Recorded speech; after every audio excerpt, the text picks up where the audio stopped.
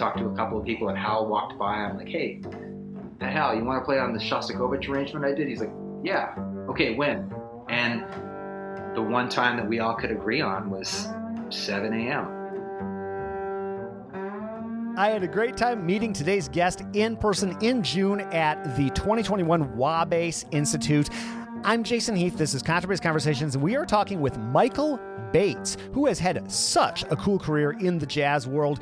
Like I said, we connected in person at Wabass, and I've gotten a chance to learn about what he does. He is a well-known New York City-based bassist, composer, band leader, just what a cool artist. We talk about all sorts of things, mindset related, how he practices on the bass. Of course, can't help but bring up the pandemic, what that's been like for him, how he worked through the pandemic, the touring that is coming up, which is so cool that's coming up, and much more. I really like Michael. I think he's such an interesting artist, and I know you're going to enjoy this. Quick shout out to our sponsors, Upton Bass, Carnegie Mellon University Double Bass Studio, and Ear Trumpet Labs. More on them later. And here we go with our conversation with Michael Bates. It's been a couple months, man. How have you been? I've been well. Nice. Nice. I'm good. I'm this is my first time chatting to anybody in my new Zoom H6. I've developed this bad habit of knocking over my Zoom and breaking it. So this is I guess apparently a new one from Zoom. So hopefully everything's working fine. Well, it looks good. Okay. Sounds great. Okay, good. You look great. Trying, man.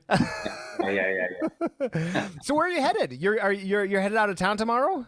I am. I'm going up to Ithaca, actually. We have some property up there. Oh, cool. But I just got back from my first foray into the wilds of touring and flew down to Atlanta, Georgia. What were you doing down in Atlanta? I play in a band called Sandcatchers. It's like a Middle Eastern thing. Oud, lap steel. Whoops, there goes my phone alarm. Lap steel and percussion. Okay. And we just played a couple of concerts down in Atlanta, and then did we were artists in residence at a festival called Limud, which is like a Jewish music festival. Cool. So, showing up at JFK Airport 5 a.m. with the bass. With the bass. I have one of those neck off basses, and it was packed with people. Yeah. Like more packed than I've ever seen it.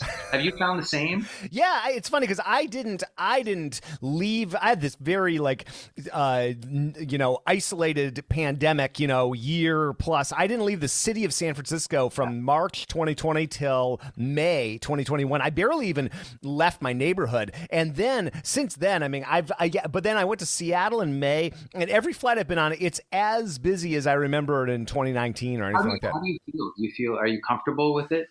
Yeah, I mean, what are we going to do? You got to get around. I'm fully vaccinated. I try to do everything right, but I mean, it's like at a certain point you just get, yeah, so I'm fine. It travels a little more annoying. I have not traveled. The most I've traveled with is like my backpack and my bow. So I haven't done the bass thing. I mean, that all is fine. It's more like that amount of people. Yeah. So I'm heading to Europe in November too, so we'll see how that goes too. Wow. Okay, that's cool. See, so there's this Dutch double bass festival, and I was sort of thinking about going and kind of using that as an excuse to just go to Europe, and then I just decided, you know what? I'm just gonna wait. I'll just wait till 2022. It's like I'll travel around the U.S. It's all been fine, and so, but I mean, I almost went to. I had an invitation to go to Germany in May, and it came in March, and I was just not expecting anything to open up as rapidly as it did. And so I just thought, like, I don't want to get stuck for 2 weeks in quarantine in Frankfurt or something like that. So that's what I'm hearing fall Switzerland. I'm going to Zurich and I'm going to Poland, and I hear that Switzerland is maybe going to do quarantine in fall. So maybe I'm not going. We'll see. Well, that my friend Jeff Chalmers, who does Discover Double Bass, he is right now. He has been trying like crazy for the last year and a half to do this filming in Nashville, Tennessee, and it's going to happen. But he is right now quarantined in Aruba because you can't fly from, which seems like a good place to be quarantined. I hope he's taking in some of the sunshine. But he's although actually it's like hurricane season, so I think he said it's been like not ideal. We just got there because Ida's about to land here. That's right, because New York gets some of that, right? is. It's like, we're expecting some major flooding. Henri, that was a lot. It was the most rain in 1 hour in the history of New York City. When was that? Last week. Oh, get out of here. Really? Oh, yeah. 10 p.m. I'm in my backyard bailing water from our back steps, like for hours. Wow. And my wife was on the other side with the shop vac, water coming in. It was serious. Which was the one where the subway got flooded? That was Henri. Oh, was okay. Yeah, that was that one. Okay, and then this one and Ida could maybe. Well, we'll see. Okay. We'll see.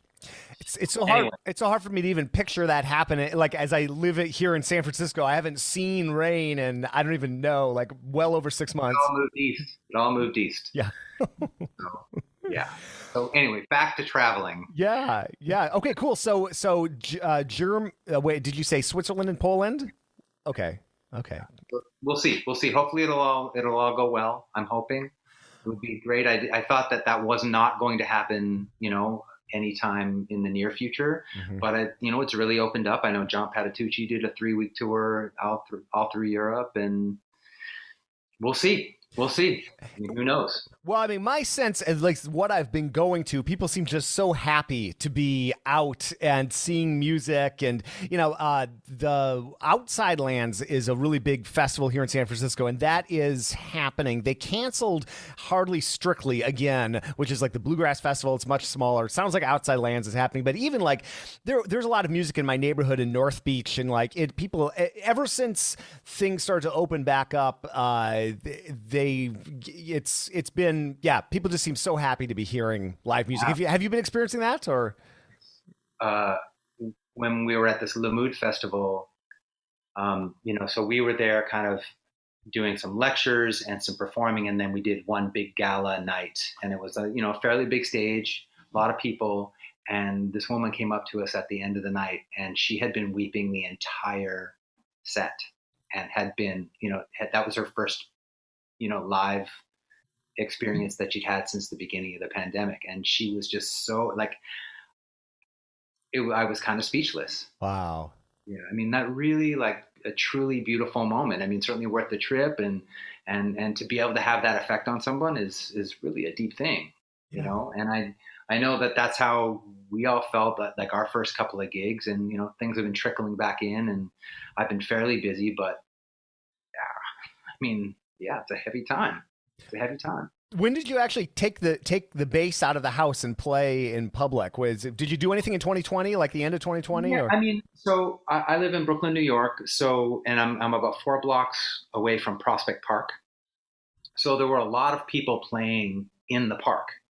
I think there's a huge tradition, certainly within the jazz community, like across the city, of playing sessions. So as long as the weather was good, people were playing outside. Yeah. Or, and for a while there, I had a few friends that we had sort of agreed to kind of like be cool, in terms of just being careful about quarantining, et cetera. And we were playing together once a week outside.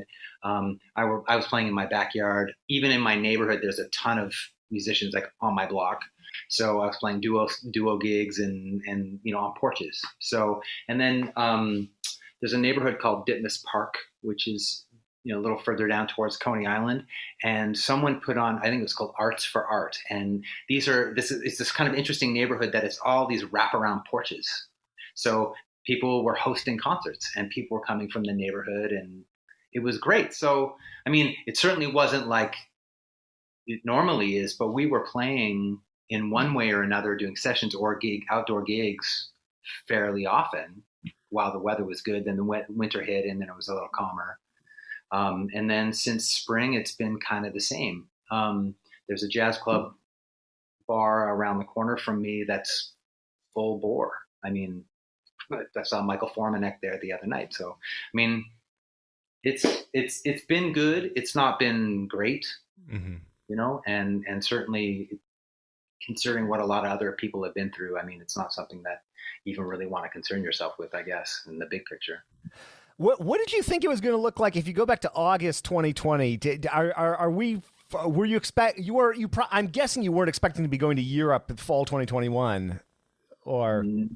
I play with a clarinetist named Francois Houle and a piano player, Benoit Delbecq, and we had a 3-week tour going to, like all through Europe that November. And as it stood, because I'm Canadian and I have a Canadian passport, it was conceivable that was going to happen. And it was on the books until about last week of October, early November. And then the whole thing kind of imploded. Okay. So I wasn't sure I was going to go for safety.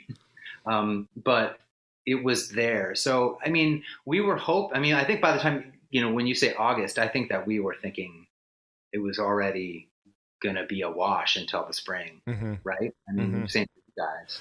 Oh, yeah. I just thinking, well, I guess it's September now as we chat, but I remember clearly August I don't know why August was where it stuck, but I just thought I am not leaving this condo for like the next year at least. And yeah, we're adults. You want to be smart. Yeah. I mean, the whole thing still remains a mystery. This whole idea of like long COVID or whatever, you want to just be smart. Yeah. But then again, you and I met in Wabash, Indiana in July this year, and it was fine. Exactly. That was such a good time. I had such a great time. I just brought my camera and I didn't know what I was going to do. It was so cool to soak it in. Yeah, I have to, and as I mentioned to you before, I got to thank you because that was the first time I ever heard of Wabass was through your podcast. I love that. I'm sure that they love that too. Renan and Hal and Eric and everybody. So it was, I remember, kind of doing my little push-up resistance band routine and listening to the podcast and hearing this interview with these 3 amazing people. And wow, this sounds great. Sure. Might change my life. Let me do it. This episode is brought to you by the Carnegie Mellon University Double Bass Studio, and they have so much going on in the bass department. It is so exciting. I've gotten the chance to visit a couple of times for the Pittsburgh Double Bass Symposium, and it's just really incredible what Micah Howard, along with Peter Guild, have going at CMU. This place offers scholarships at the undergraduate and graduate level and provides assistantships for qualified graduate students. You can also visit micahbhoward.com to sign up for a free online trial lesson with Micah. What a cool program. Learn more at micahbhoward.com. And thank you so much for sponsoring the podcast. Are you ever curious just what kind of production capacity a company like Upton Bass has? Here's Gary and Eric from Upton Bass on how many basses they're turning out every year. How many instruments today in America, Togwonk, Business Park, Mystic here, entirely in the U.S., do we approximately? Just completely ourselves? Yes. I think probably up over 1,600 now. Yeah. Okay, coming up around 1,700. Okay. Yeah. The evolution of the product line over these almost 1,700 basses at this point is so cool. From the Gary Karr model to the Bohemian and Bostonian and all the other things that they do at Upton. I just really enjoy their instruments, and I have for years and years. Thank you so much for sponsoring the podcast, Upton, and check them out online at uptonbass.com. I love finding out like how people listen to this podcast or any podcast. Me, it's a combination of like cooking or running or walking my dog. So I have these very specific podcasts I listen to. I have these like images of like looking at my smiling little dog like on the waterfront and like thinking about that. So yeah, I mean that there's like a whole. I have subscriptions to a certain bunch of podcasts, yours being one of them, and for me once things kind of got quiet in terms of gigs, the question was, what am I going to do? How am I going to take this time and make it valuable and have a long-term benefit from it in one way or another? So what do you do? So, I'm a band leader and a composer. So I, initially it was sort of diving hard into composing, and that tapered off just because I ended up kind of with a glut of material and not really knowing what I wanted to do with it. And meanwhile, I was doing a lot of transcriptions and playing along with transcriptions and recordings and trying to keep, the claws sharp in a way, I guess. And then it became nerding out about just the bass in general and like getting, working on the bow. Everybody's talked about playing, all the Bach suites and stuff like that, the solo suites, and working on that. So I was doing that. And, and that was kind of when your podcast, took hold. Oh, that's awesome. Introduced me to countless classical musicians, because I'm an improviser and jazz musician. So sadly, the spheres are not, there's certainly overlap, but they're also sort of separate. So I heard people, talking with all sorts of incredible players that I went and researched afterwards, and it was really fun. But, that was what I did, is just dive into the bass. That's cool. Play as much as I could. So, once the Wabass thing came into the mix and, preparing, it was like off to the races.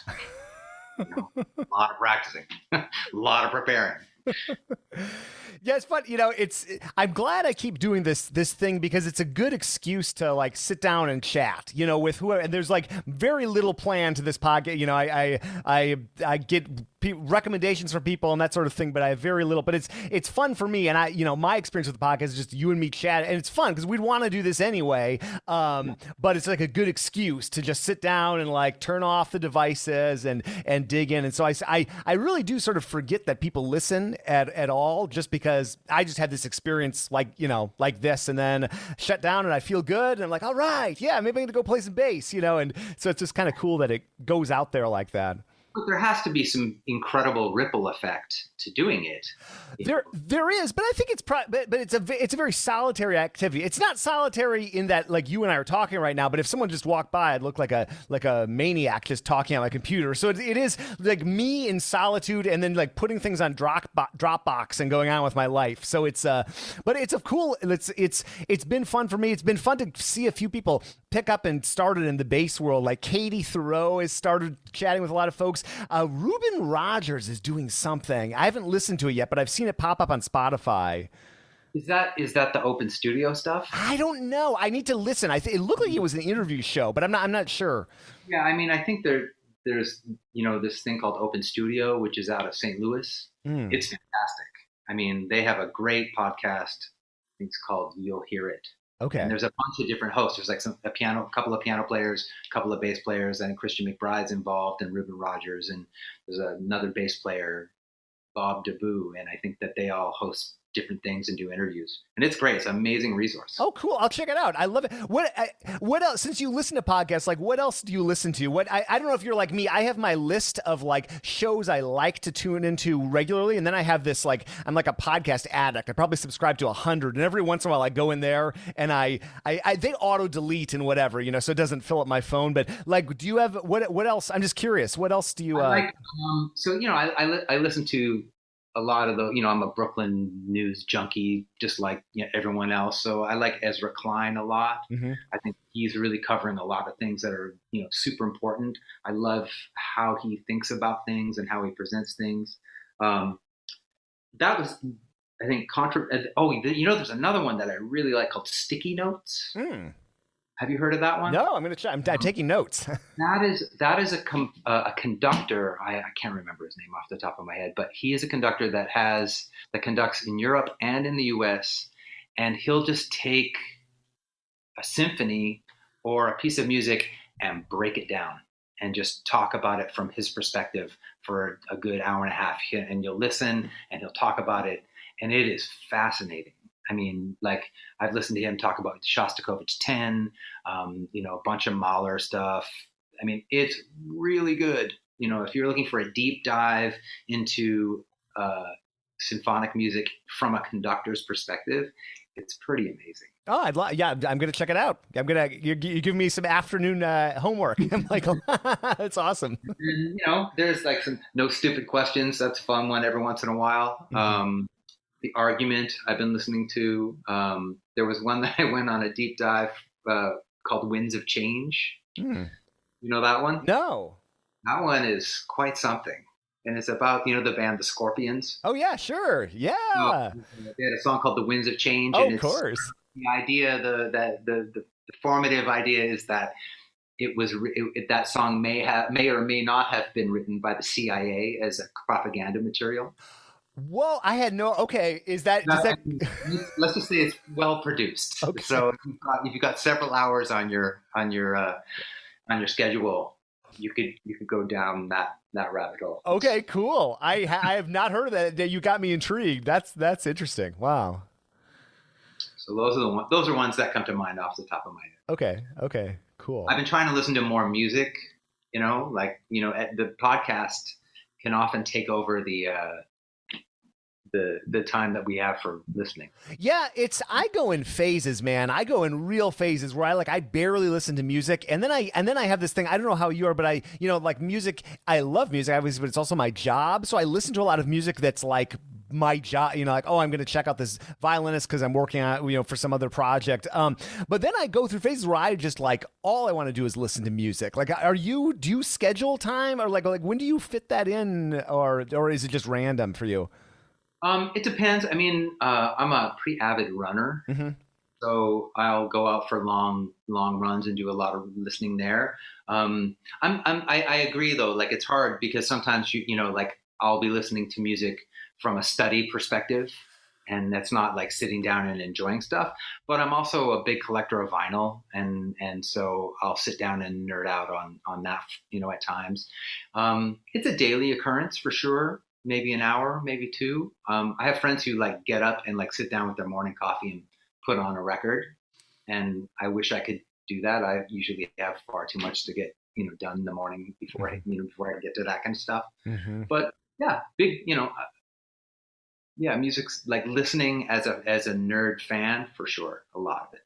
People have been saying such great things about my course with Discover Double Bass Beginners Classical Bass. Here is Nicholas Walker, professor of double bass at Ithaca College and past president of the International Society of Bassists. Nicholas writes, Jason draws from this vast network with his contagious enthusiasm and love of learning. Presented through the beautifully organized and easily accessible framework of Discover Double Bass, this is a terrific learning experience for any beginner, as well as a great model for any new teacher. I am blushing, Nicholas. Thank you so much. I'm just so thrilled with how this course came out. Jeff Chalmers and the whole team at Discover Double Bass are so professional. It was such a great experience, and it was the best representation of what I would love to take every single beginner through in terms of format and presentation, and I'm just so happy that it's out there. You can learn more. We've got a link in the show notes, or you can just visit discoverdouble.com/Jason Heath.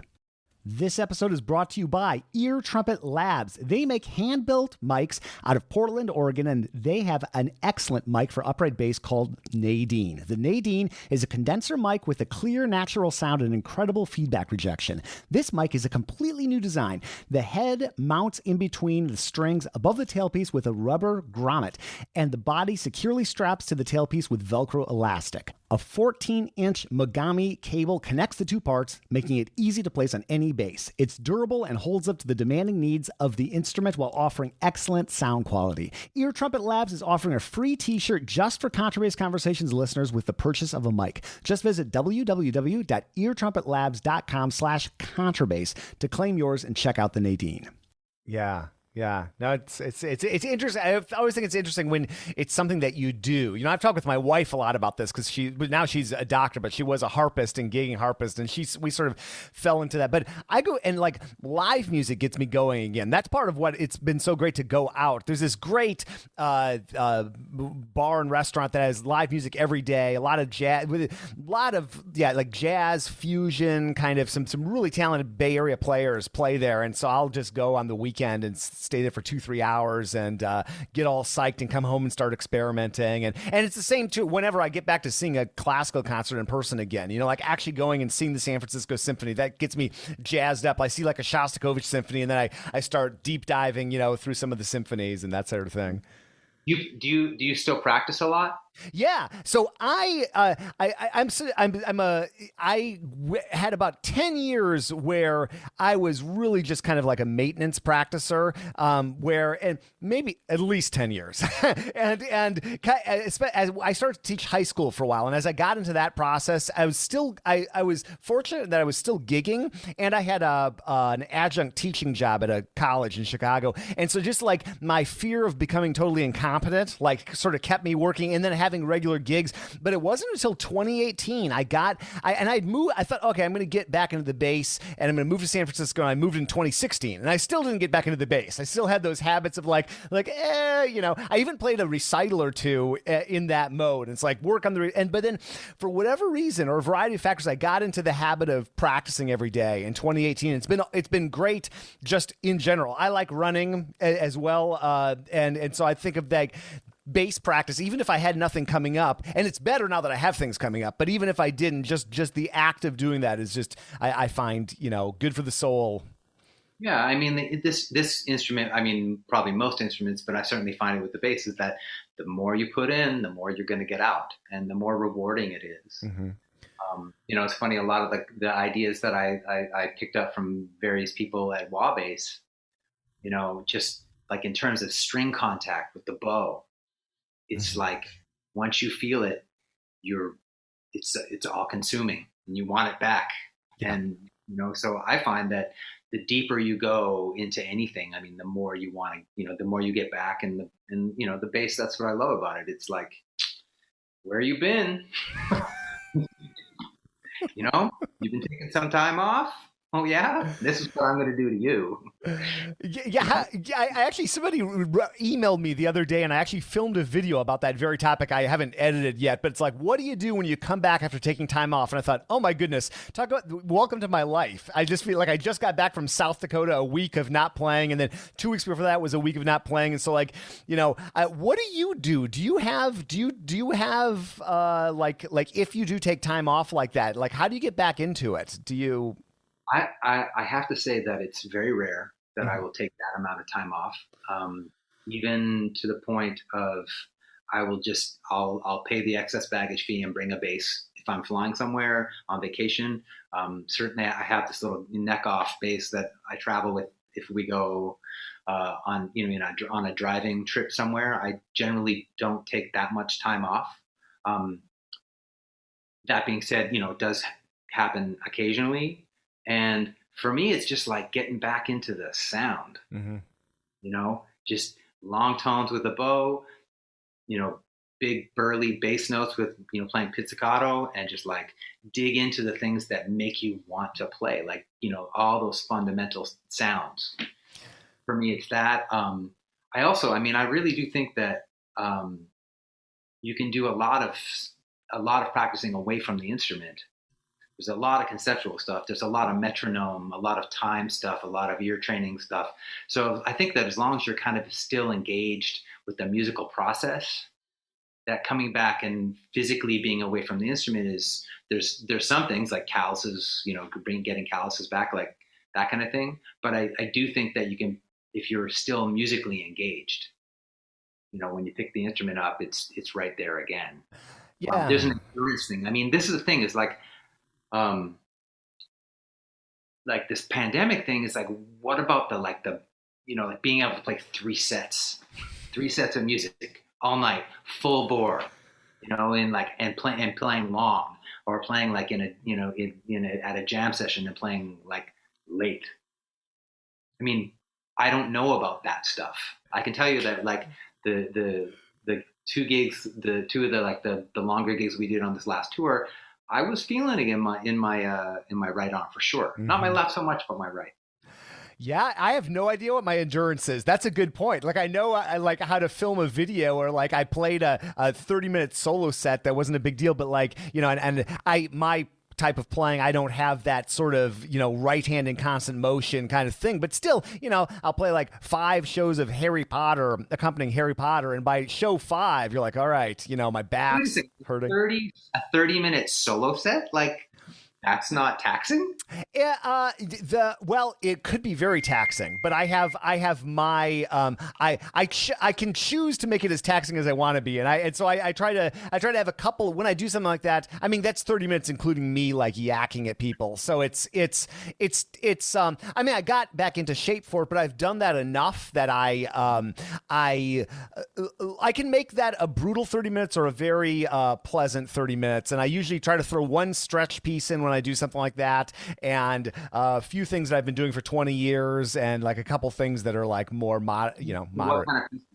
Well, for this one, it was just me, so it was just solo bass. So what did I play? I did this Discover Double Bass course, and I have a bunch of, actually 7 pieces now that were written for that course. So I've been playing those, and those are great because they were written kind of for intermediate level players, so they're not that hard, but they're cool, and they're by composers I like. And then I have a piece by David Anderson called Capriccio No. 2 I've been playing for years. Some Francois Rabath, this Ode de España I love to play.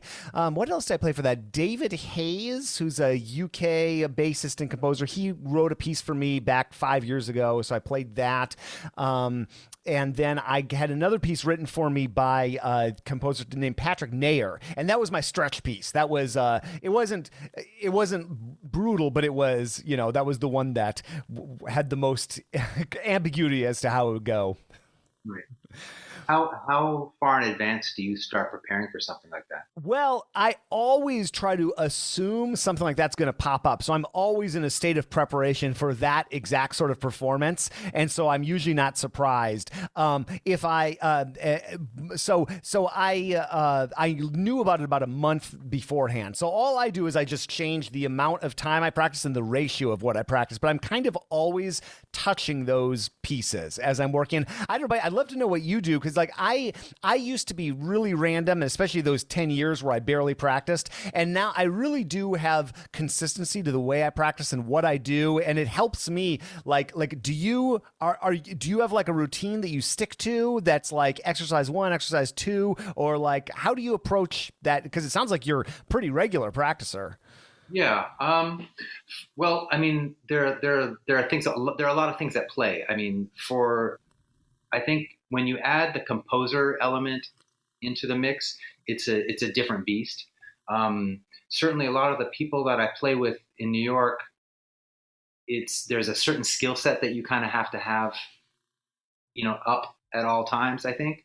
And so there's always, dealing with like reading hard rhythms, and I find that I'm not a natural sight reader. I'm a very good sight reader now, but that's a muscle that I've had to exercise pretty hard. So, there's always some kind of time, reading rhythms component.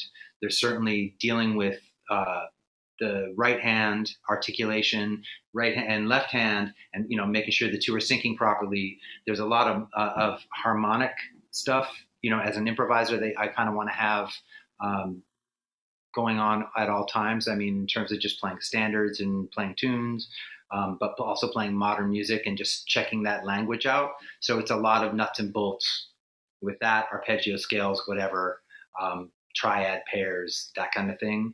And then if I'm writing, then the bass kind of sits in the corner for a little bit.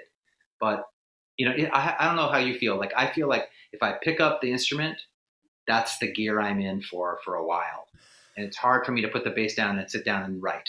If I'm writing, it's hard for me to put, if I pick the bass up, I'm generally continuing the composition process on the bass, which, maybe just spinning my wheels a little more. But so anyway, to answer the question, I think that there's a lot, first thing in the morning is just getting familiar with the bass, getting the thing resonating, some long tones, getting the right hand going with the right arm going with the bow, and then some articulation stuff in the right hand, a lot of scales, and then repertoire, usually doing a tune, working on a tune that I don't know or a tune that I do know and trying to find some new language on it. And then some time exercises, then getting to some like classical stuff, which I've, it's been, the last year and a half, that's been a lot more going on in that department. And so, yeah, did I answer the question? Oh, yeah, totally. No, I just think it's interesting how people approach it. And so you typically, and I know if you're on tour or whatever, things can be whacked, but like if you're just kind of at home, are you generally starting your day with bass then rather than with? Yeah, I mean, some basic morning chores. We have a couple of dogs, so, I got to get them fed and whatever. Right, right. But then to the bass pretty quickly, and then I'll go a while, I'll like try, it'll be a couple hours. Oftentimes these days too, playing a lot of sessions. So, by noon there might be a session. So I'm on the bass for a couple of hours, warm up, play, session. In the old days, I would teach and then play a gig, come home, and then do it all over again. So yeah, that's sort of it. I like to. I wouldn't call myself a piano player, but I practice a lot of piano too. So that's in the mix too. Oh, nice. Yeah, that's great. That's the one of many regrets in life is that I didn't learn. I've spent, as someone who has zero piano chops, I spent so much time at the piano, like desperately trying to like accompany people. So it's one of those. I would just say play bass lines and melodies at the same time. Like just that alone is an amazing challenge. And then adding chord tones and whatever. I mean, or like I guess working on classical stuff, but. Yeah, I have found that the piano, especially like doing that, will change you as a bass player. It will change. It will teach you what the melody needs. It's an incredible thing, actually. Yeah. Because I used to play a lot more sort of around the beat, off, like a little more over the bar line and stuff like that. And now it's like, oh, that melody sounds a lot better when this note, when I'm playing like on 2 and 4 or 1 and 3 or whatever, like playing in 4. It's revelatory. Yeah, there's got to be this clarity to doing it on the piano like that too, and having the melody and the bass line. There was this great class at Northwestern I didn't take, unfortunately, by a jazz pianist named Mike Coker. I think he's either teaches piano at the University of Arizona or he might head the jazz department now. But I took a year of improv with him, and he taught totally from the piano, and it was just so interesting to get into that world. Yeah.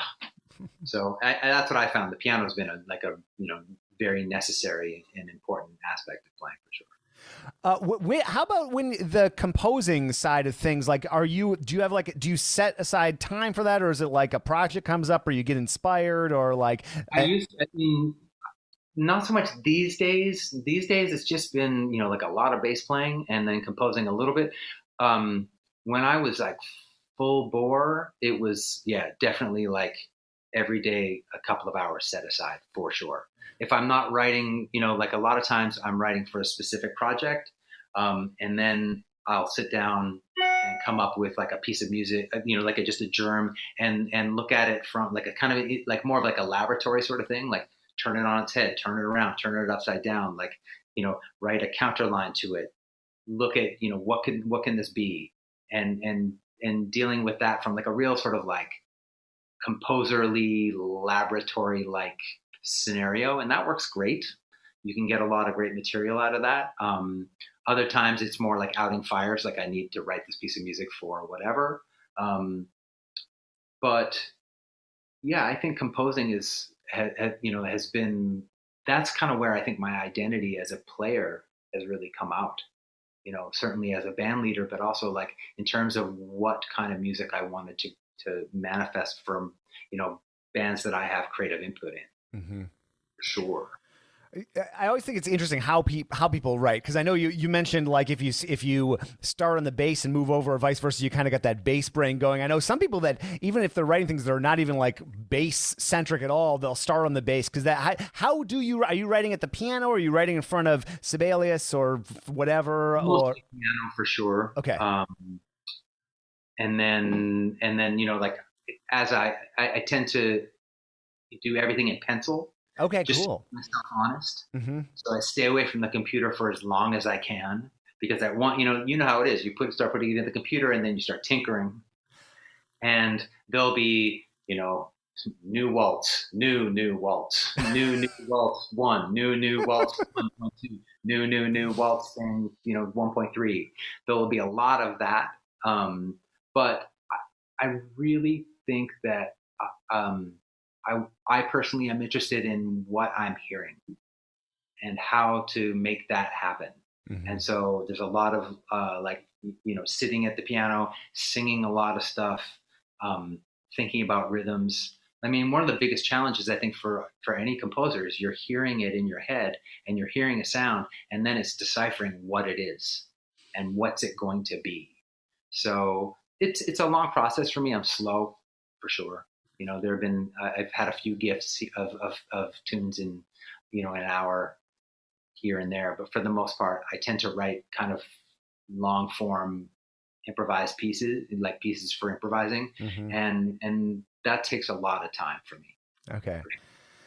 I don't know if there's any equivalent, but I know in the like, literary world, people talk about two different kinds of writers. They call them swoopers and bashers. So swoopers are like, it's just like go diarrhea of words and then come and look later. And bashers is like every sentence, we're just going to bang through this. So you just like inch through, but you're like creating your masterpiece as you go. I mean, for me, the flow is the biggest, is what's most important. And so you want to get that going, and you want to stay in that mode for as long as you can. I have a saying. It's like, I can write it. I don't have to play it. So sometimes material that will appear that's on the other side of something that I have, that I wrote, that I'm like, oh, that's no. But the thing is that there's the element of craft in this process is so fascinating. So you can take, a motive, a germ of something, and generate so much material. And then it's really about, what are you going to do with it? How are you going to make it manifest itself? What are you going to turn it into? What can it generate? So I find that the more you can get on paper, and then close up the book, and like when the process is over, close it up, walk away and let it go, and then come back the next morning, and you're almost like a new person. And you listen to it. And for me, I'll play it on the piano, or I'll play it on the bass, or whatever. And if I start hearing stuff, if it starts percolating in my ear, it's like, oh, okay, this is a worthwhile avenue. And I think that that's a really necessary thing. And in terms of the literary reference that you made, what's that book? This one right here. The Elements of Style. Hey, Strunk and White. That's a great book. Oh, yeah. Like, you can pretty much crack this at any point and find some sort of musical composerly germ in here that will really, get you going. So like here, number 16, page 21, use definite, specific, concrete language. Prefer the specific to the general, the definite to the vague, the concrete to the abstract. I mean, come on, let's run with that. I read that book so many times. I may have left it in Chicago when I moved out here, but that was like, I've never even once thought to apply it to music, but it makes so much sense that you would. Oh, it's so good. I mean, this has been. Let's see here. Let's just do one more.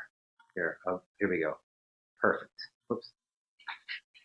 Page 25, 18. Avoid a succession of loose sentences. This rule refers especially to loose sentences of a particular type, those consisting of two clauses, the second introduced by a conjunction or relative. Right? The writer may err by making sentences too compact and periodic. An occasional loose sentence prevents the style from becoming too formal and gives the reader a certain relief. I mean, there's some great stuff in here. Yeah. So this is like a fun one to kind of play with. Well, it's funny that you bring that book up. I remember, so sophomore year of college, I took a creative writing class. I had to take it, but it was one of the best things I ever took at Northwestern. And I wrote this essay, whatever. And I remember I got a C on it. I'd never got a C in my life. And it was this teacher. She was awesome. I don't remember her name or where she ended up going, but she said, hey, you got so much potential here. Work on this. And then I worked on it. I ended up getting published in some journal. And that, I think, got me into writing. And I've written like 4,000 blog posts at this point and a bunch of other things. And so, but I remember that book and thinking through that book and looking at these garbage paragraphs I'd written, thinking I was hot stuff or whatever, or like thinking I had some skills from high school that carried over. And yeah, there's probably, did composing, did you have a moment like that in composing for you? Like, were you always like a pretty gifted composer, or did you have somebody in your life that kind of shaped? Because I mean, that teacher, I gotta try to figure out her name, but I was like Jason before that teacher in terms of writing, and Jason after that teacher. She just opened my eyes, and I think everything I wrote after that was different. Pure genius, right? Well, that might be putting it strongly, but in all seriousness, like honing something is a really necessary craft. But and it comes to, the same, we're talking about the same thing. It's like creative flow. And sometimes you have no time because, there's the thought process and then there's the craft of writing. And those are two different things. Mm-hmm. And I think that, even when you're just writing an email, it's really important to go back over it and tighten it up. And because we all have our pet phrases, we have words we like. And, and I get very tired of myself when I'm writing certain specific words. And the same thing with music. Like it's like, okay, here comes that device. And certainly aspects of that are part of your personal style and your sound. But at the same time, you don't want to be on autopilot too much. Mm-hmm. To answer your question, I think for me as a composer, no, not at all. I mean, I don't think I started music kind of late, like as a, like a bass player and like dealing with harmony and that kind of thing. Like I played a lot of heavy metal when I was a teenager. And then by the time I rolled around to playing jazz, I was in my, late teens, early 20s, and somehow stumbled into school and managed, went through the University of Toronto and just had to deal with like a lot of the nuts and bolts of playing the bass and nuts and bolts of playing jazz and learning how harmony worked and that kind of thing. And the composing thing started much later, I'd say. And I would say that the most important experience of my life musically and, and personally in a lot of ways was going to the Banff Center. In Alberta. I don't know if you know that place. Yeah, I haven't been myself, but I'm familiar. It's a really special place, and has like, at this point probably a 40 or 45 year tradition of having a jazz workshop there, but like it's also largely a classical music workshop. So Dave Holland started it years ago. I had a lot of friends that went. By the time I went in 2001, Dave Douglas was running it, the trumpet player and composer, and a huge amount of his focus on the creative process and was sort of based around composing. So that was a big one. I mean, just meeting him and some of the other faculty and then a lot of the other students there was really what kind of started me on a certain direction. And I remember Dave giving an assignment for anyone that wanted to pick, and it was, what was it? It was like a unique take on a blues, which is one thing, a serial composition, meaning a 12-tone composition, whatever that meant to you, and a graphic score. And so that week that he was there, it became sort of a composer's workshop, and I was playing bass on, I played bass on 30 recorded pieces. So all these pieces that people wrote during that week. And I think that really lit the fire underneath what I wanted to do as an artist, as a bass player. Like certainly the bass, I'm as big a bass nerd as anybody, but I wanted to, write a lot of music and play a lot of music. I think Dave Holland, when you think about someone like Dave Holland, he sort of set the paradigm in modern jazz bassing, certainly Mingus and people like that. So that was kind of where I was living in that world. So post Banff, that's when the composing thing really kind of took hold. And then I ended up going back to Banff as a program coordinator and eventually faculty. And I went 7, 8, 9 years in a row. Wow. So, I mean, you have all these composers coming through, Kenny Wheeler, Mark Turner, Don Byron, certainly Mark Dresser, Bill Frisell, Marilyn Crispell, the ICP Orchestra, Misha Mengelberg, just count Joe Lovano. It was crazy. So to get sort of input or, to hear how they all approach it, it was one of the best things that we used to say up there. It's you're going to hear completely contrasting, and often opposing ideas of how music should be week to week, because a bunch of faculty would arrive for 1 week, they'd be there and they would create this universe, and then they would leave and the next group would come in because you were there for 3 weeks, and your mind would be blown. And you'd be like, wait a minute, didn't they just say that? What? Because, that's the best part about this art form is just there's, for as many people that are serious about doing it, there are that many opinions and approaches to doing it. Yeah. right? Wow. Oh, yeah. Heck yes. So were you at the University of Toronto when you first went to Banff? Was it, or you had just graduated, or where was that in your timeline? It was post. Okay. Okay. So I wait a second.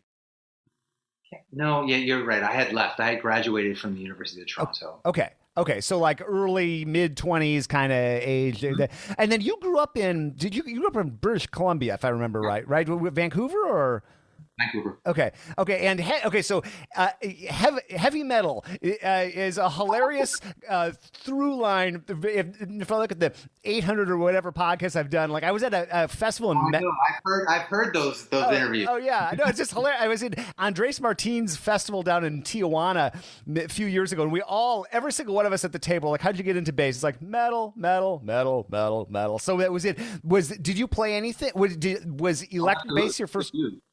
You know, I mean, for me, it was like really more like punk rock and hardcore. Yeah, sure. And it was kind of like, it's sort of like around that time, kind of all, coalesced on itself, and it was hard to tell the difference, except for in the way people sang. Yeah. So yeah, I mean, for sure. I mean, I played in hardcore bands, metal bands for a long time. I mean, certainly by the time that I got into school and I was like practicing and studying jazz, that you kind of put your blinders on and go all the way down that rabbit hole. But it was always there. And then post that, and for certainly the last 15 years or more, I'm still a huge heavy music fan, for sure. I mean, I used to DJ a radio show, college radio show, and I routinely would, what was it? It was Shostakovich Symphony Number 8 and some Meshuggah or something like that. And I would just do a mashup, like a cross, and you couldn't tell the difference, like for a long time. I've often said, like, what's Bartok's First String Quartet? I mean, that's got to be like the first metal record of all time. Mm-hmm. There's a huge correlation. Oh, yeah. Now, I've had some great conversations with Scott Pingle here. He's a principal bass of San Francisco, who's a huge guy. I think he was more of like a funk bass kind of entry into him, but then jazz became probably would have ended up being a jazz bassist if things hadn't moved in a slightly different direction. But, the correlation between like the impetus for like a lot of classical music and the impetus of heavy metal and the gothic architecture of some of the music and the technical proficiency required for a lot of the music too. I mean, they're a hilarious. It's something that someone who hadn't thought about it a lot might think that they're like the polar opposite, but there's a lot more similarity than some might think. Yeah, I mean, the angularity of the like how that material intervallic playing. I mean, for sure. Mm-hmm. The rhythmic rigor. Yep. It's a different thing. I mean, for me, it depends on the band. Yeah. There's some stuff that I listened to a lot when I was a teenager that I listen to now, and I'm like, well, and for me, it's really about the polyrhythm. It's about the rhythm. It's like if it's sort of monophonic and everybody's doing the same thing, not super interesting to me. Mm-hmm. But if there's like, elements of polyrhythm and just like counterpoint, rhythmic counterpoint, whatever, yeah, it's powerful. Yeah. Super powerful. So how did heavy music fan kid get into jazz? Like, did that happen in Vancouver, or when did you? I mean, I'm assuming if you ended up going to college, like, how did you get the jazz bug?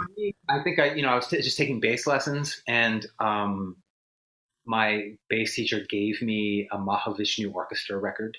Nice. And that really did it. Also, I mean, what else? I'm thinking like one of the first Miles Davis records I ever heard was Agartha.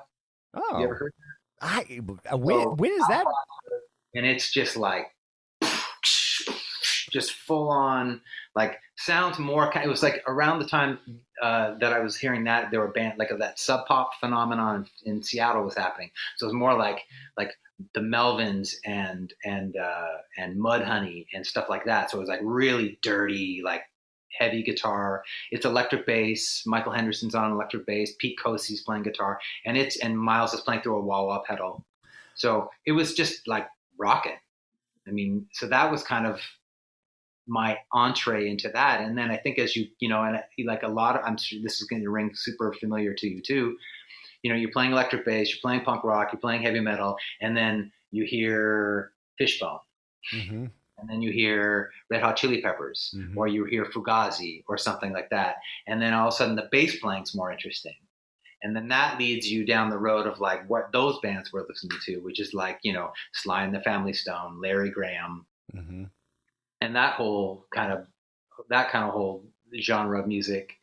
And it just as you get broader and broader and become a bigger fan of music, it's, that stuff starts to, present itself. And certainly the technical proficiency thing is cool. What was that band that Trevor Dunn played in, Mr. Bungle? Oh, sure. Yeah. Yeah. You hear that and it's like, whoa, this is super cool. Mm-hmm. And then I think that just at one point you kind of realize that all of those things are great, but what's the foundation?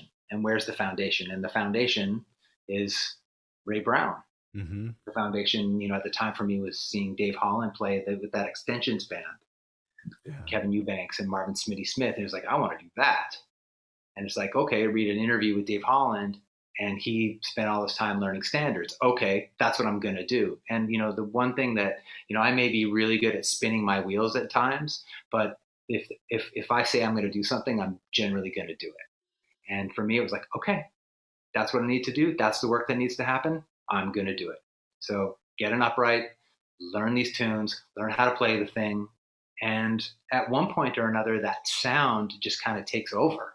And it's just so good, Mm-hmm. right? Mm-hmm. I mean, it's just the bass, the upright bass is such an amazing sound. And it's just limitless in terms of what you can do. And at one point or another, I just kind of felt like this was where if I were going to have something to say, this is the place that it would be. Mm-hmm. So I somehow just stupidly found myself applying, kind of like how I went to Wabass in a way. I'm just like, okay, well, Don Thompson teaches at University of Toronto. I'm going there.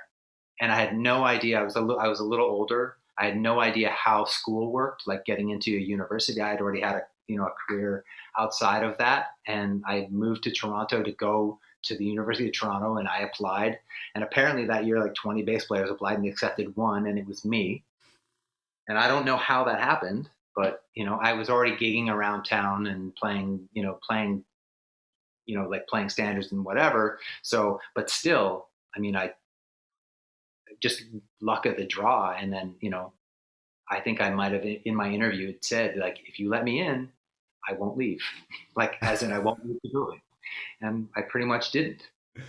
So, wow. Yeah, it's crazy to think about things, especially if you learn in hindsight, like how many people applied or who applied. I had an experience yesterday for a job I got that I felt like I was thrilled to get, but I thought I had no business getting. And I found out, this is going back a decade. And I was like, oh, yikes, another heavy hitter that applied that I, would have been petrified if I'd known. But it's funny how life works that way. But it's also equally important. It's like what people see in you. Mm. And it's like, okay, so maybe that other person was a heavy hitter of some variety, but maybe you are like one of the sweetest people and you'd be the best teacher if that were the gig, right. Or it's like, what do you bring to the table? Because, we all know, I mean, it's not always about just talent. Mm-hmm. It's not about like, that's the best bass player. Like, how do you define that? Right. What's your favorite bass player? Well, how do you even answer that? Well, like my favorite bass player for this is this guy. Mm-hmm. My favorite bass player for this is this person, and it's what they bring to that situation or that environment. It's a tricky thing. Actually, I was having a conversation related to that with Paul Sharp, Ella's dad. Yeah, and just because he's taught for so many years, and just like, how do you spot, like, just spotting potential in general? I think it's really interesting. And I reflect back on my time teaching at DePaul in Chicago, and like all these people coming through, and like if someone's 18 or 22 or whatever, like, and the older I get, I mean, I think there are certain things that are likely predictors of where they might end up, but the older I get, the less convinced I am about, where anybody's going to end up. And I think that like sort of fascination thing, or that like, I'm all in, I wake up thinking about that. I think that's one of the things that I found most common is the people who are just obsessed, are the people that generally, but it's a hard thing. I look at people that I taught back when they were 15 or 16, almost inevitably, they ended up where I wasn't expecting them. The people that ended up having major careers, I might not have predicted that. And vice versa, the people I thought, oh, this is the rock star, they lost interest or something happened or they hit a wall or so. I don't know. I wish I had more inspiring words, except like the one thing is like, I think the people that are obsessed and just like, wake up thinking about that first thing in the morning and, that. And you just keep going. Mm-hmm. I mean, that's the thing, is you just keep working. And, not that this is sort of a digression, but maybe not, because, it's just that he's already kind of at the top of his game. I'm good friends with Mark Dresser. Mm-hmm. And I've known Mark for many, many years. I mean, we're talking about one of the greatest bass players alive, I think. Right. Oh, yeah. But man, like, he never stops working. And he, like, every time I see him, it's just like he's further down that path. Mm-hmm. He's deeper down that path. And he was over the other day and played me a new recording of his where he's got these like pieces of metal, these tines attached to the tailpiece of his bass. And he played me the solo recording. It's just no overdubs, just him playing. And I mean, Jason, it is just shocking, like what a human can do on that instrument. So it's the same kind, so it's a bit of an extreme example, but it's people who just like never stop, never let up. And in an environment like a professional environment in any orchestra, I would imagine, certainly in New York in the jazz community, like the people that are out there playing are the people that are just doing it. Yep. And there are other elements. There's like being a charismatic person. There's like, having a certain kind of language, being a super like verbose player, being an economical player. You never know what what people are listening for. And I'm sure it's the same in orchestral auditions too, in a way. Mm-hmm. Like once you have the sort of basics covered, it's like, well, do they play musically? Whatever. So I just think you're right. I mean, it's just never stopping. Mm-hmm. Because and I mean, we don't learn in a like a monolithic sort of way, just up. It's like, there are weaknesses, you're strengthening your weaknesses while you're strengthening this thing, like something that you were really strong is fading a little bit. You got to bring that back up. And I mean, it's a fascinating process, the learning process. But, I think you're right. I mean, it's like the obsession or the commitment and the drive is what's most important. Yeah, the learning process of it's there's a lot of chaos in it and messiness. I mean, I try to organize it as best I can, but it's the sort of thing that if everything looks so much neater in the rearview mirror. If you're like, oh, well, I learned this piece and I did this or that, or I got this opportunity or that, but in the midst of it, it can feel much less tidy. I love that you bring up Mark Dresser, one of my favorite bass players and people. And yeah, there's somebody who makes me think like, my goodness, what you can do with this wooden, acoustic instrument with 4 strings on it. Generally, it's incredible. I remember stopping by Mark's studio in San Diego at the university, and he has this Hutchins bass. I don't know if had you had a chance to check that out in person or one of those? Yeah. No, I haven't. Okay, well, it's the most. I mean, it's awesome. First of all, it's also one of the most. It makes everybody look hilarious on it because it looks like it looks like they've been shrunken by 50%. It's just this enormous instrument. But he recorded. Oh, I forget what project he recorded on it, but it has an unbelievable sound. These Carlene Hutchins had this set of acoustically. They were like replicas in terms. I'm butchering the description, but she had this set of I think 8 instruments going from this even bigger bass to this second size bass, which is the one Mark has at his studio, to like a little violin. And so it's kind of like a new set of stringed instruments, and the blend is incredible on them. And so, but this bass and then at the same time, Mark has that with the piezo pickups in the fingerboard and everything. And yeah, I can't wait to check out the project that you're describing. So I think it was sort of in conjunction with the guy, I guess he's a bass maker, Kent McLagan. Okay. He's in Colorado. Well, don't quote me on that, but Yeah. and it's these sort of pared down instruments. There's no purfling, nothing, like no like scroll. They just instruments that sound good. They've got a unique vibe, and he's been working with Kent on these tines. Wow. I mean, it's nuts. I've seen it over the last couple of years. Every time he passes through the town, he'll kind of show me his next thing. But he's in New York right now for the next month, just on sabbatical, I think. And he came by and played this recording, and I mean, oh my God, it's like I mean, at least, and I do my best to keep abreast of a lot of what's happening out there on the instrument. I've never in my life heard anything like it. It is so incredibly symphonic and well thought out and precise, but so wild.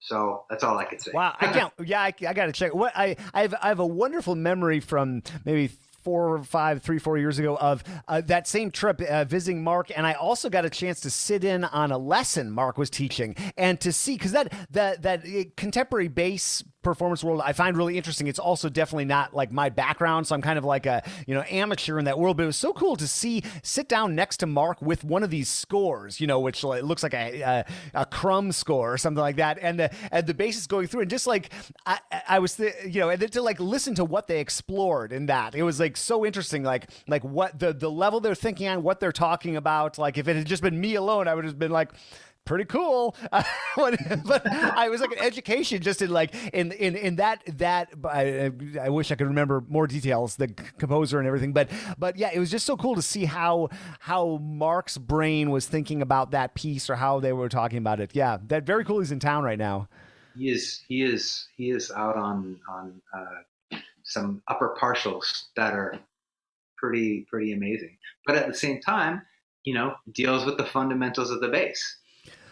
Yeah. And he's really something I really admire that I've seen him do a couple of times is introducing people to what's possible on the bass in a non-scary way. Like I see him take a whole group of bass players that he would play and do everything, but like to just sort of show how different subtones you can get on the bass, and to see him do that in like a group of 20 people who haven't done anything like that. Like it was really. I've got some video probably on Instagram from years ago of him like kind of like teaching this piece using different techniques that people hadn't used. It's just like really cool to see him do his thing in that element too.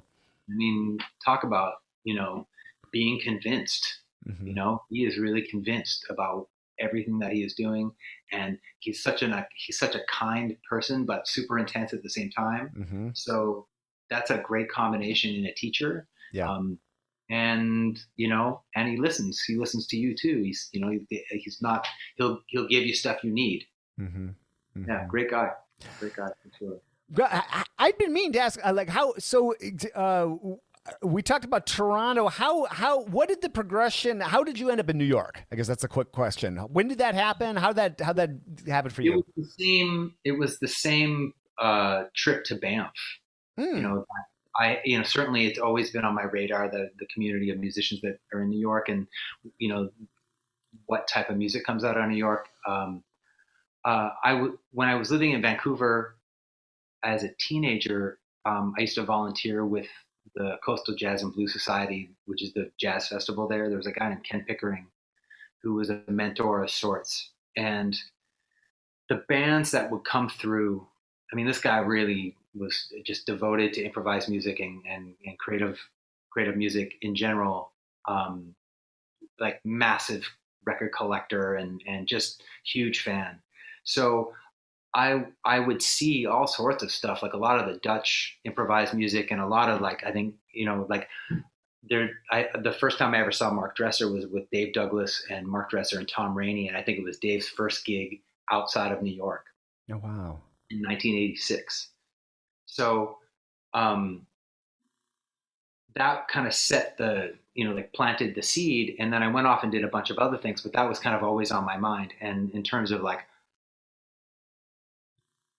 finding music that like I really connected with, and musicians that I connected with that are, intense, that are searching that are like really committed to doing it, and and figuring out where that standard is. And there are great, unbelievable players in every city throughout the U.S. and Canada and Europe and wherever. But this was kind of like where the real shit was happening. Yeah. So I wanted to do it. So fast forward several years, and I go to Banff for the first time, and a lot of my best friends that I made there were from New York City. So I had a soft landing when I ultimately moved, and I actually went on cruise ships for a few years, played in a jazz trio, saved up some dough, and just moved down, because there were visa problems, for Canadians. So I went down as a tourist, didn't work, had a bunch of savings, managed to stretch that out. I would make a couple of trips back to work at the Banff Center and go back.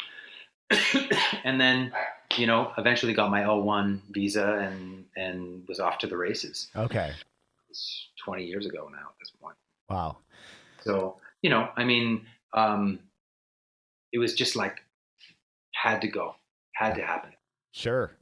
And I, for many, many, many years, I was just like a fixture at shows, going to hear stuff, playing sessions all day, go to shows at night. And then gigs started to roll in, and the band leading thing, and takes over. So great city. Yeah, right. I think that's a safe thing to say. I've spent far too little time in New York, but when I'm there, I mean, it's like it's just hilarious to me how it's the only place I've been in the U.S. where you go out after midnight and there it's buzzing with energy. I mean, here in San Francisco, you could throw a rock down the street and you wouldn't hit anybody. At night, Chicago is the same, with a very few exceptions. But like, I have this great memory I've probably told too many times on the podcast. But after the 2017 ISB convention, I had this flight mishap, whatever. I ended up not flying out till 6 a.m. the next day. So I had like 10 p.m. till 4:30 in the morning. I just wandered Manhattan. I got Korean food at 1:30 in the morning. Went to my third bar at like 3 a.m. or whatever. And the jam session at Small starts at 1. I should. Well, that's the next time I get trapped. I'll go there. But yeah, I mean, there's all sorts of stuff. It's all there if you want to find it. Yeah.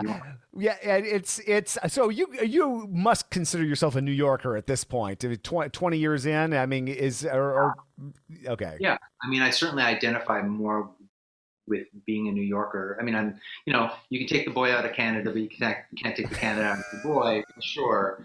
But yeah, I mean, this is the place that I've lived the longest. Yeah.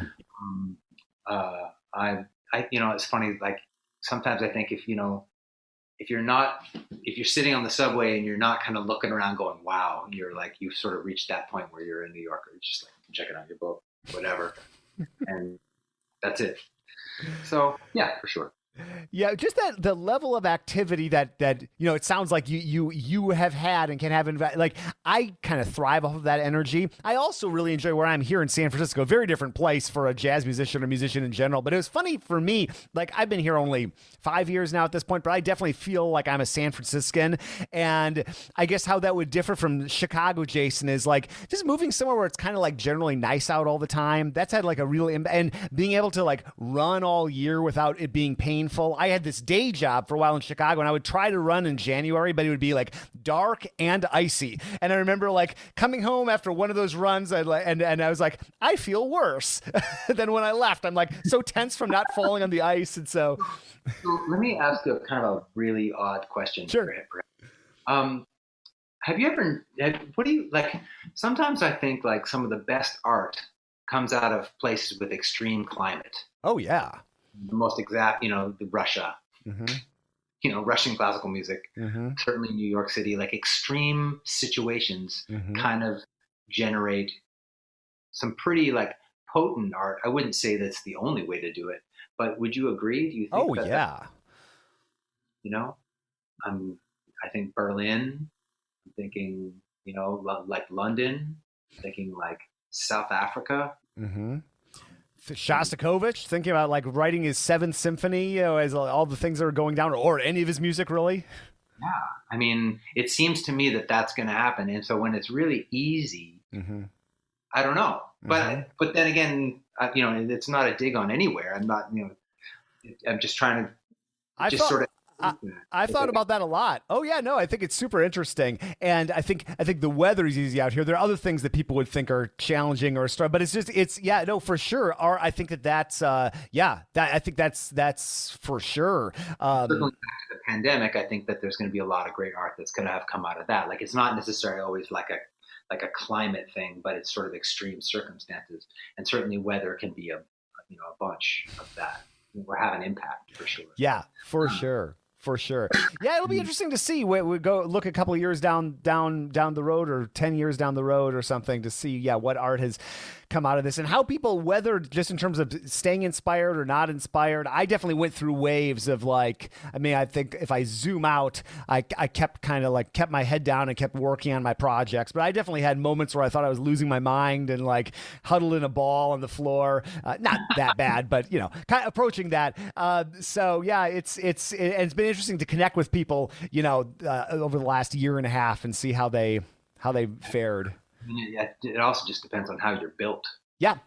Mm-hmm. I'm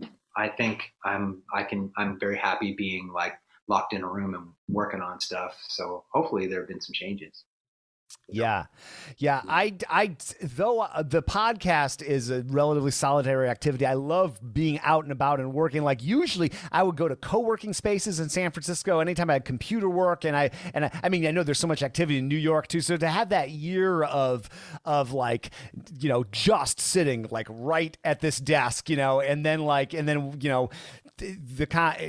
then about a year ago, and knock on wood, it hasn't gotten bad here specifically in San Francisco. We had the horrific fires, and so then you couldn't even go outside at all. So we'll see when I publish this. Hopefully that's remaining the same. But but it's interesting how people work and how they like to work.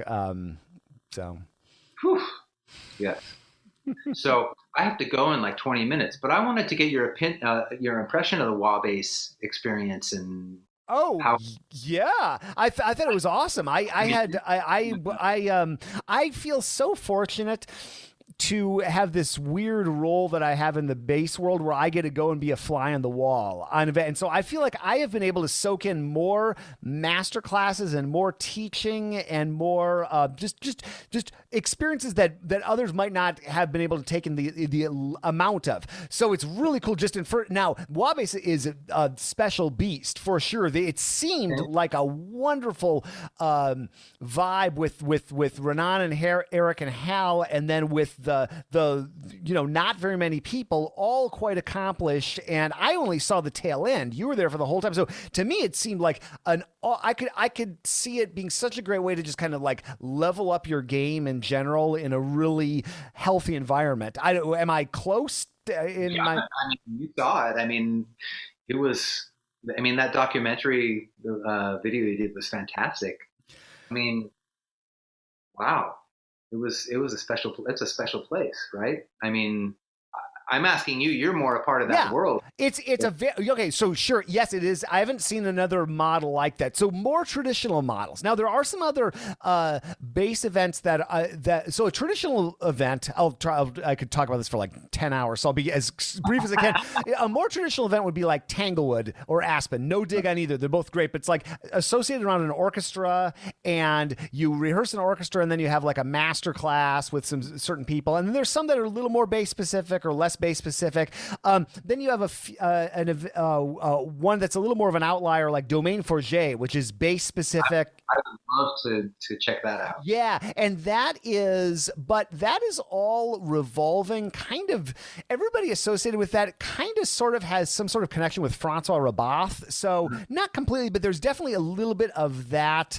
There's a little bit more of that pedagogy in the. I think the thing with Wabass is as both Hal and both Eric and Renan have an association with Hal, but they all do very different things. Hal and Eric both play in professional orchestras, but Hal has taught so many people, and then Renan has just such an interesting career in improvised music, so the egalitarian kind of vibe that I was picking up there is something I haven't seen at any other bass festival, even if people are collegial or whatever, the faculty and students, the fact that it's not that many people and that it's it sounds like it's been that way for a long time. It seems like an awesome way to learn. I think the not large number of fellows is a big part of it, because I think at other festivals it would be like 20 people, 30 people. You'd be more like wait your turn or that kind of thing. I see. Yeah. I mean, with very little to compare it to, I mean, that was really its inherent beauty, is that you're largely self-directed in terms of what material you use. It didn't even matter what you played. Like in terms of like the style, it's people just giving feedback. So I don't know if you were there for, some of the evening sessions where people would get up and play, and then people would just, I wouldn't say critique, because it wasn't so much a critique as much as like a work with. And it was the whole group working with you. I mean, it's a pretty scary thing in a way to get up in front of that many bass players and play, and then have them say, okay, try this.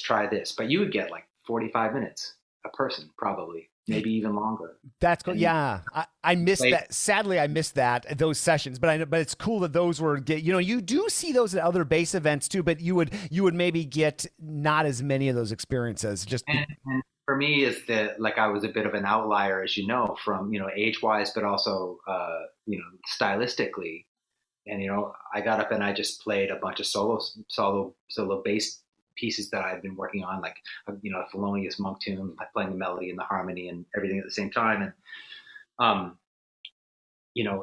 not a lot of people there have experience playing like that, but then having that perspective, and then oh my God, I mean the like Hal, Eric, and Renan. I mean, what incredibly intuitive and giving and real like people they are. I mean, it's just on top of being badass bass players. I mean, really, how, it's funny, like I have a kind of a funny story with how, because like we would get up in the morning, and we'd show up and we'd do these things called good mornings. It'd be in this ballroom, and everyone would just kind of go around and play. And it could be anything you want. Some people would play pieces, some people would improvise, and Hal, I think he always improvised, and he would play these grooves on the bass, and he is so funky.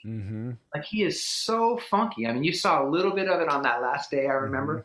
So do you remember after the concert, the big concert was that hang in that house, and it was like 2 a.m. Yep. And he came up, he's like, so you're going to come back in 2 years and show us all the stuff you learned over with the bow, right? And I'm like, absolutely. And I just said to him, I was like, you are a f***ing mother. I love that. He's like, yeah. Because, I mean, all three of them are like incredibly humble, but at the same time are super badasses and know they're badasses in a great way, in like the best possible way. So but I wasn't sure that anyone had ever said that to him. Well, I'm sure he appreciated that. And that's, what an amazing guy. Yeah. Like, just so giving, and yeah, it was like just an incredible experience all around for sure.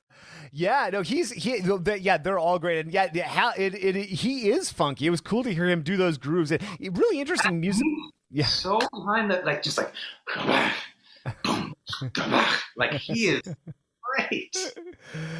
Yeah.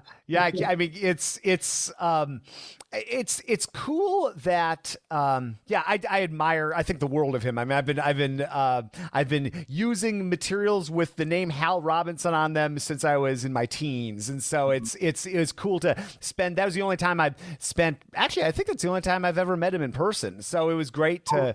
Yeah. Is such an interesting musician and such a great background. I mean, he's been influential on the lives of so many bassists for decades.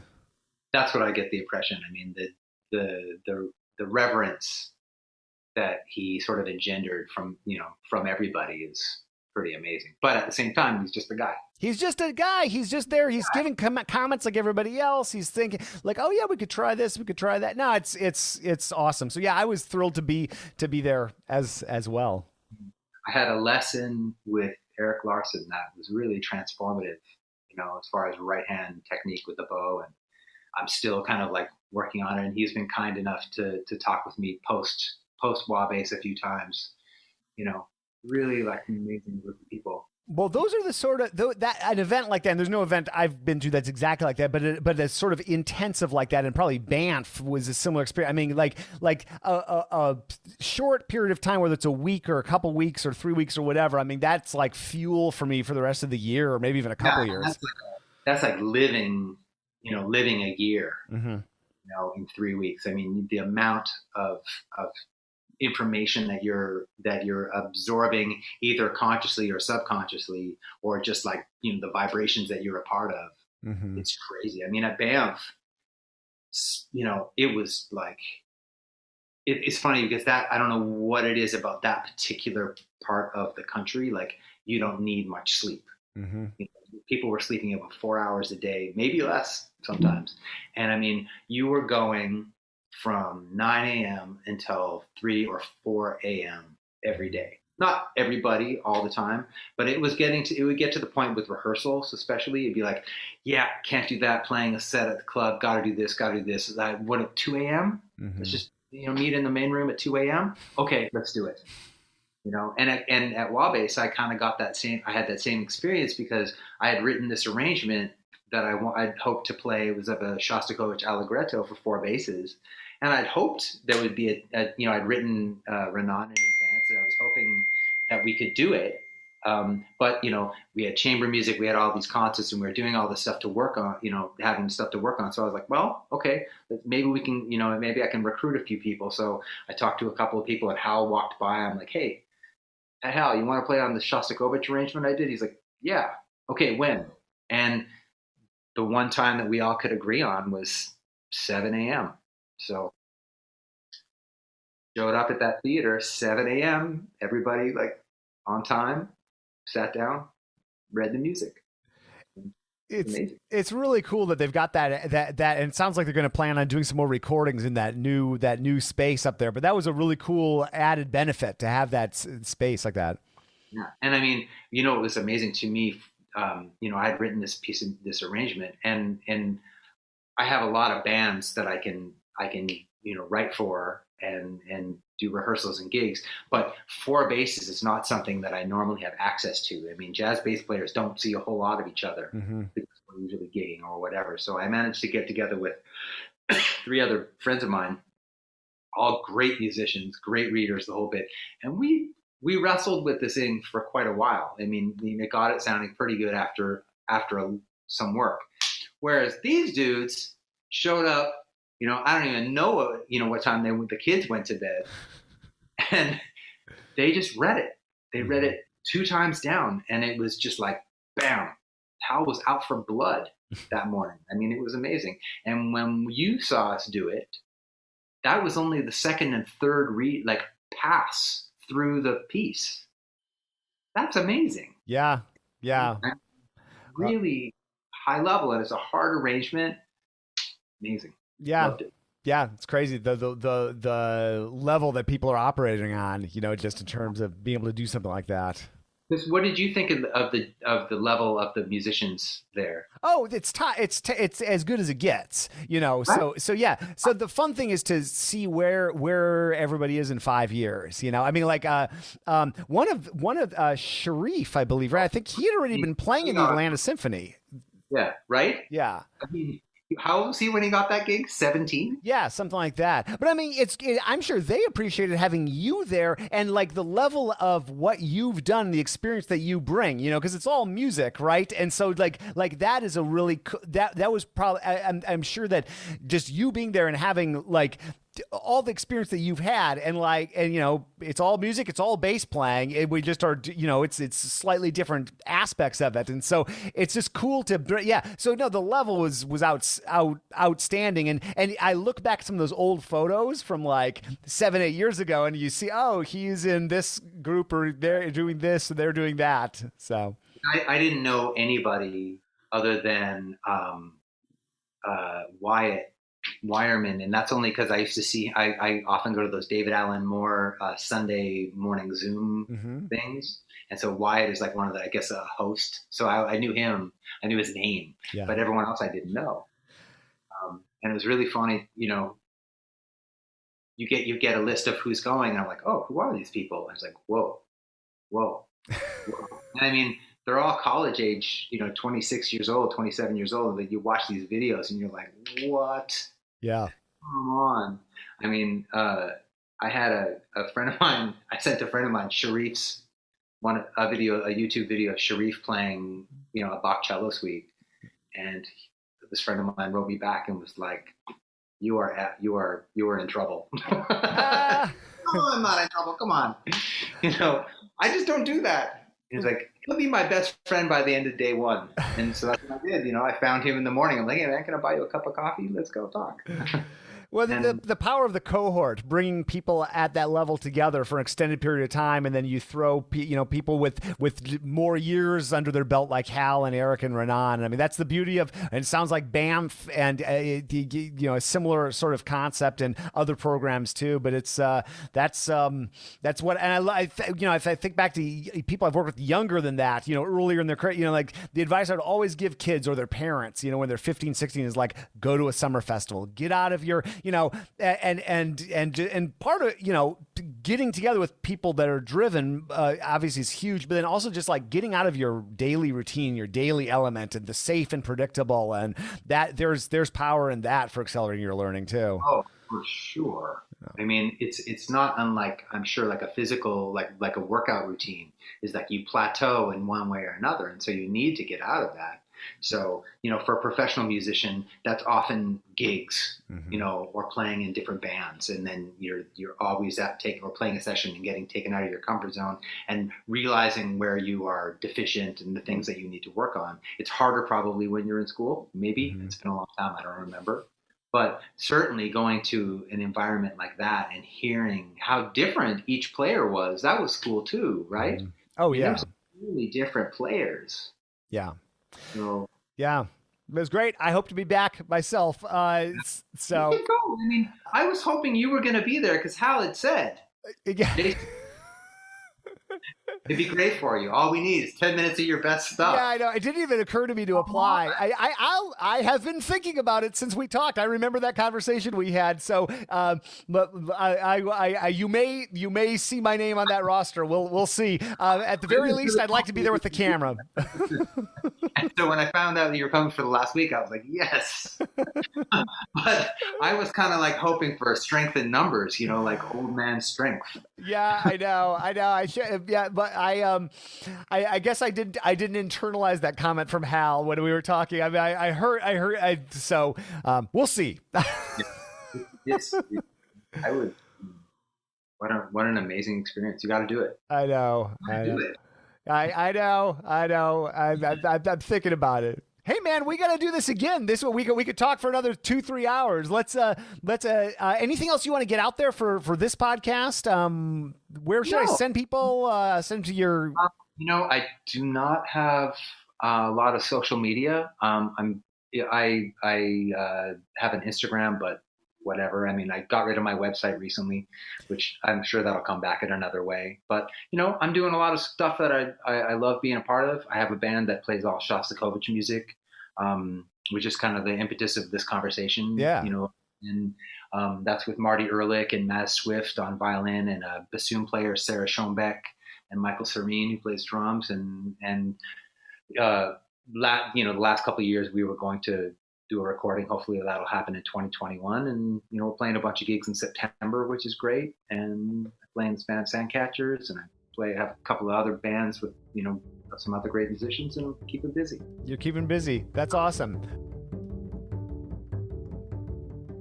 Michael, thank you so much for chatting. Folks, we've got his Instagram linked up, and you can visit that or just search for Michael Bates, and his album credits and all sorts of good stuff like that will come up as well. And I'm a fan. I love conversations like this. It's some of my favorite, where we go right into mindset and personal routines and routines on the bass and routines in music and just life in general. And that's what that's what I love on this podcast. So thank you, Michael. That was a lot of fun. I am staring outside. It is such a beautiful day, folks. I will end this podcast here and go play in the sun before it gets dark, and before I take off to go out of town for the next couple of weeks. I will fill you in on the details of what I am up to, what will have been up to, or whatever the tense is. And yeah, looking forward to the rest of the fall here. It looks very exciting. Thank you to the team that helped me put these together: Michael Cooper, Steve Henchy, Mitch Mooring, and Trevor Jones. And we have podcast and podcast related interns coming on board. I can't wait to share more details on that too. We'll save that for another time. I am your harried host, Jason Heath, and we will see you again soon for more life on the low end of the spectrum.